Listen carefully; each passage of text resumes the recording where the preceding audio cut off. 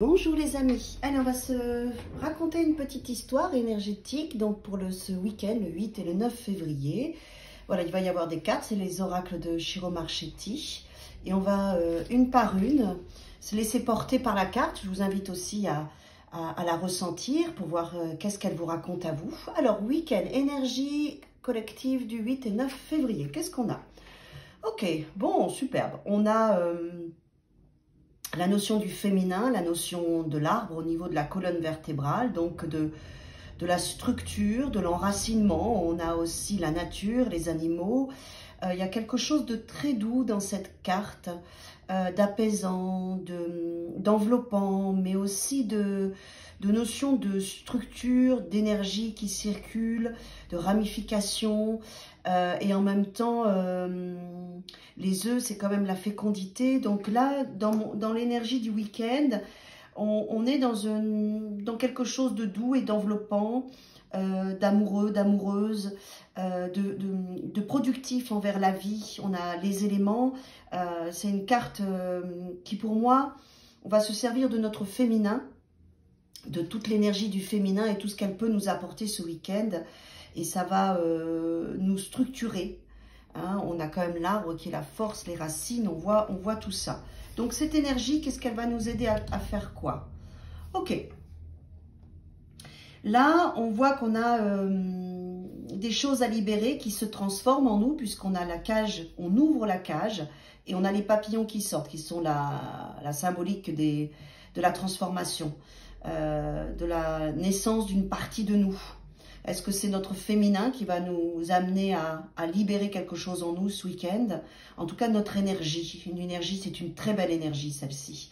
On a le jeu d'échecs, là où on a peut-être quelque chose à jouer d'important ce week-end, dans la notion de libérer notre potentiel. Moi, c'est comme ça que je le ressens. Après, vous verrez vous comment vous le ressentez. Libérer notre potentiel, pourquoi? Pour sortir des... Là, si vous voyez, on a la notion de marionnette, de manipulation, de masque. Vous savez, ces fameux jeux de rôle qu'on peut avoir pour plaire aux autres, ne pas être jugé. Je pense qu'il y a quelque chose qui va se jouer pour nous ce week-end à cet endroit-là. On va libérer une partie de nous. On va se mettre à nu et se transcender et s'assumer pleinement et voir nos jeux de rôle pour ne plus être manipulé par eux. C'est beau, hein? C'est chouette. Ouais, c'est ça. Et là, vous voyez, ça c'est la carte de la tisseuse. C'est un arc-en-ciel, c'est vibratoire, c'est cette énergie. Moi, pour moi, vous voyez, on tourne le dos à une situation où on s'enracine, on libère, on se transcende, on sort des jeux de rôle et de la manipulation, c'est-à-dire qu'on est honnête, qu'on se met à nu, qu'on ne se cache plus, qu'on ne fait plus preuve de stratégie. Voilà, et du coup, on n'est plus manipulé par notre mental ou par les autres.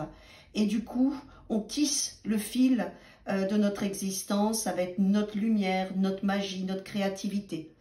Donc, il y a une vraie potentialité de transformation ce week-end et de libération de nos dons, de notre savoir, pour commencer à suivre notre propre chemin, de notre authenticité, notre individualité, et de sortir des jeux de rôle et des manipulations conscientes et inconscientes qu'on pouvait avoir pour être aimé par les autres ou par peur de ne pas être aimé. Pour moi, c'est vraiment quelque chose à cet endroit-là. Voilà mes amis, vous verrez comment les cartes vous parlent. C'est important aussi de vous laisser aller à votre intuition. Les cartes ici sont très positives, hein, la première et la dernière.